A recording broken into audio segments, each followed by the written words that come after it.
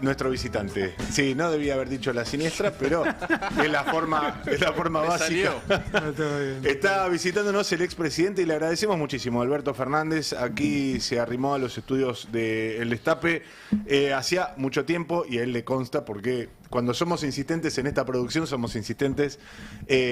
Por eso ahora contamos con su presencia y le agradecemos mucho. No, Mariano, no, estaba en deuda, la verdad estaba en deuda. Hoy estaba dispuesto a soportar lo que me pidieran porque sabía que estaba en falta. Bueno, entonces vamos a aprovechar esa condición. Acá siempre tendemos mucho a masajear la culpa judío-cristiana de los invitados, cosa de que poder sacarles el jugo en estas charlas que para nosotros son muy valiosas, Alberto, sobre todo en este momento donde casi resulta ineludible arrancar con este tema que ya deja de ser internacional para ser de todos nosotros, que es la elección en Venezuela. Yo le decía a los oyentes que hoy probablemente no hubiéramos contado con la presencia de Alberto porque estaba llamado a ser uno de los veedores del proceso electoral en Venezuela, cosa que finalmente no sucedió. Arranquemos por ahí entonces. Ya a partir de ese momento estaba el ambiente caldeado. ¿Qué fue lo que pasó? No, a mí me llamó mucho la atención lo que pasó. Realmente fue muy raro porque a mí el que me convocó no fue el gobierno, o sea, yo no iba invitado por el gobierno, yo iba convocado por el Consejo Nacional Electoral.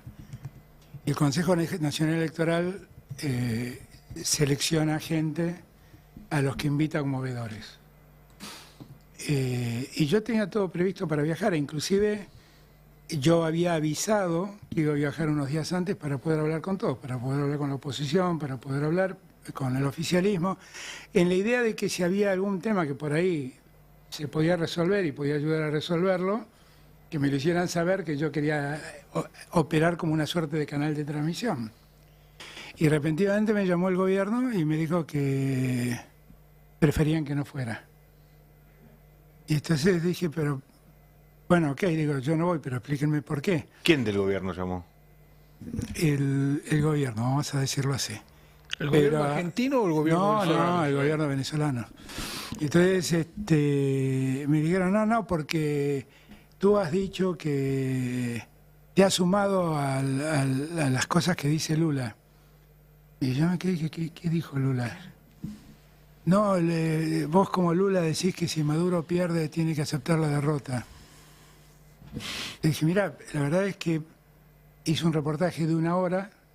La última pregunta que me hicieron es, ¿viste lo que dijo Lula? Lula dijo tal cosa, ¿qué pensás?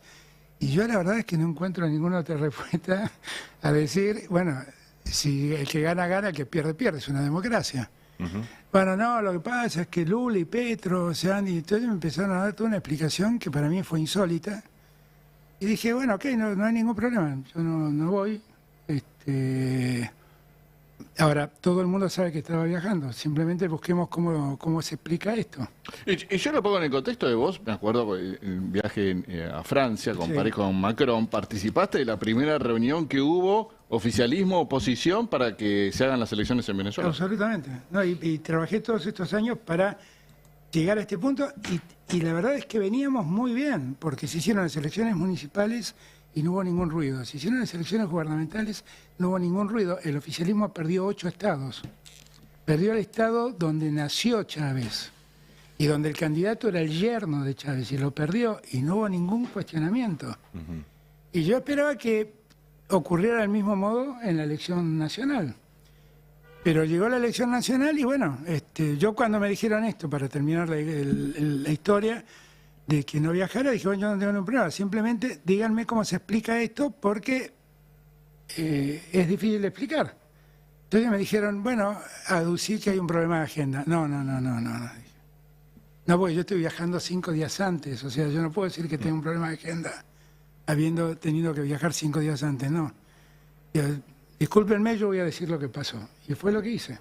Saqué un tuit, expliqué lo que pasó, como además no quería, porque yo la verdad es que lo que más quiero es que en Venezuela haya tranquilidad, no quería ser un elemento de discordia, no quería que mi presencia sirva para que alguien se sienta molesto, ofendido.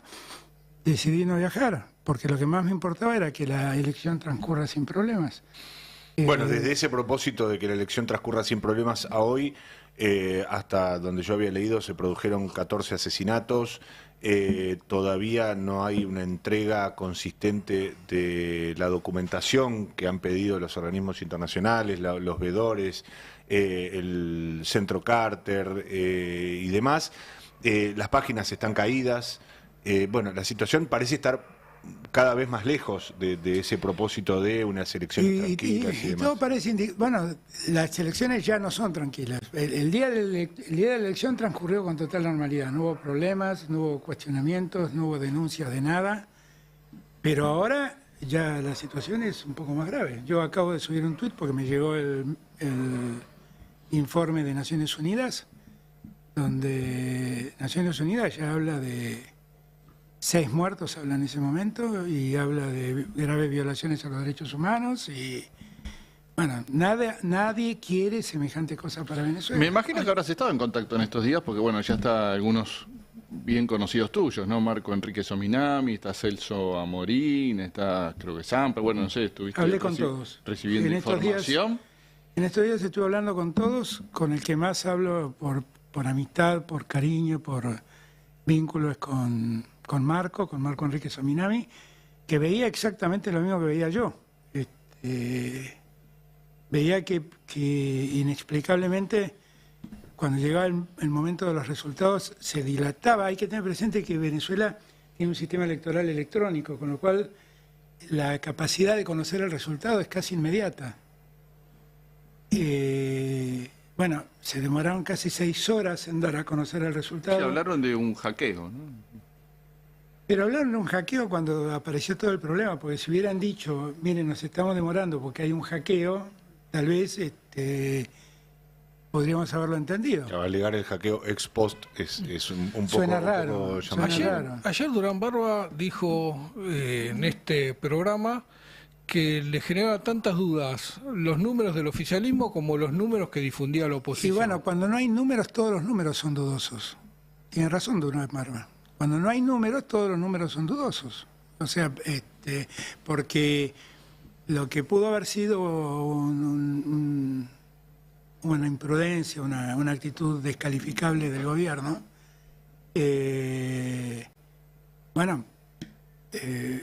puede ser aprovechado malamente por la oposición, claramente. Ahora, la verdad es que no sabemos. No sabemos. La oposición ha subido una serie de actas, una cantidad importante de actas, pero lo que no tenemos claro es que las actas sean reales, sean ciertas, porque por ejemplo hay muchas actas donde no firman los fiscales de las otras fuerzas. Estamos en una suerte de limbo que no sabemos cómo resolverlo, y lo que llama la atención es que en verdad las actas, el sistema electoral de Venezuela es muy simple, es muy calificado, te digo en términos de calidad, pero es muy simple en su resolución. O sea, vos te parás frente a la máquina, elegís a Mariano Martín presidente, la máquina te tira, pues una persona se equivoca y elige así, y nada, vos podría bien pensarlo. Votan a Mariano Martín, entonces la máquina tira un papel, entonces vos mirás que diga Mariano Martín, ¿está bien? Ahí apretás el enter, te das vuelta y eso lo metes en una urna. Entonces, tiene que coincidir lo de la urna con lo de la máquina. Sí, hay un doble y hasta triple conforme, entiendo, porque después está el cotejo físico con las actas. Exactamente. Y después que pasa todo esto, el que tira el acta, la imprime, es la misma máquina.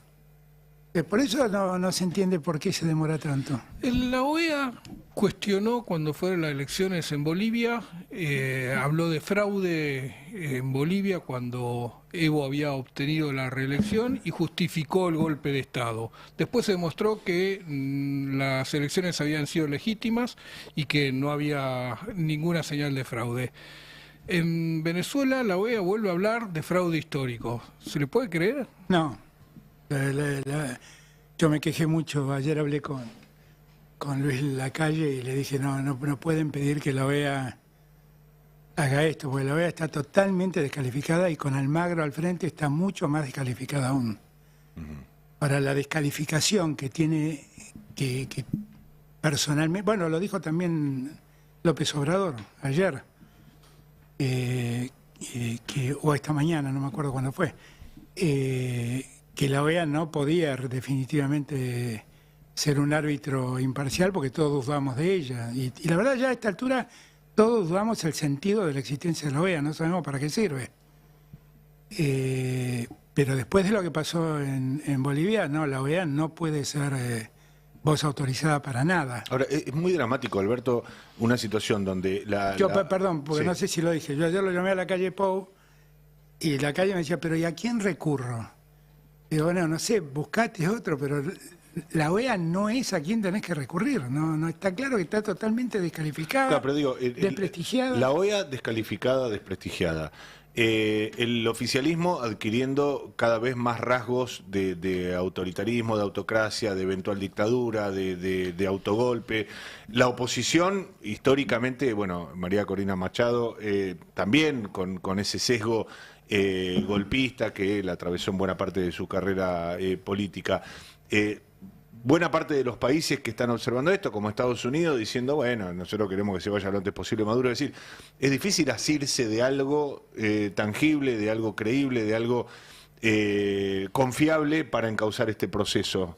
Cuando ya empieza a haber muertes en el medio, ¿no? Todo eso que decís es cierto, pero también todo esto lo desata el no haber puesto los papeles sobre la mesa cuando debieron haberse puesto los papeles sobre la mesa.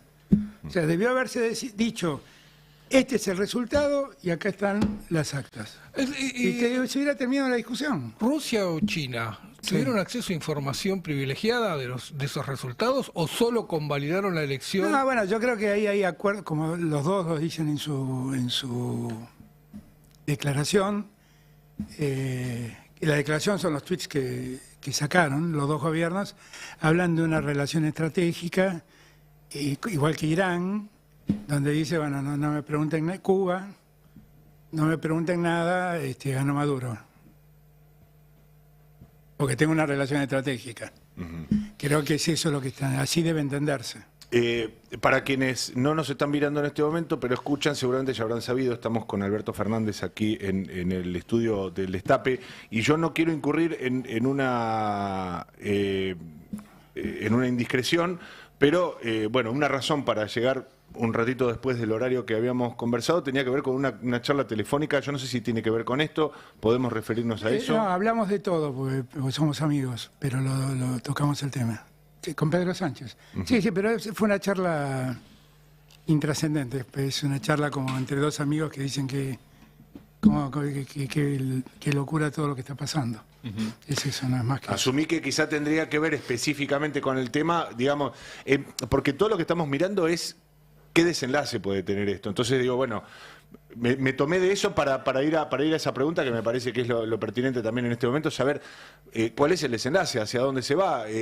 La pelota la tiene Maduro únicamente en este sentido de, bueno, avanzar con lo que todos suponemos va a ser imponer ese resultado a la fuerza. Yo lo que tengo, la impresión que tengo es que estamos en un punto realmente complicado. Y lo digo con dolor porque ahora se enoja Maduro y compañía, pero yo voté el informe Bachelet sobre derechos humanos. Yo le pedí a Nicolás Maduro que acepte poner una oficina del Alto Comisionado de Naciones Unidas para ver el tema de los derechos humanos en Venezuela. Él aceptó. Eso funcionó durante 2 años y funcionó bien. Fíjense ustedes que en los últimos 2 años desaparecieron las denuncias por violación de derechos humanos en Venezuela. Eso funcionó bien. Después, con Macron, nos propusimos ayudar a encauzar el tema electoral. Y eso funcionó bien hasta ahora. Funcionó bien. Digo todo esto porque la mayor preocupación que yo tengo es que Venezuela es un país que tiene casi un tercio de su población emigrado. Y mi mayor deseo es que, y hay una causa, porque algunas habrán emigrado por diferencias políticas con Maduro, pero en su inmensa mayoría es gente que ha padecido las consecuencias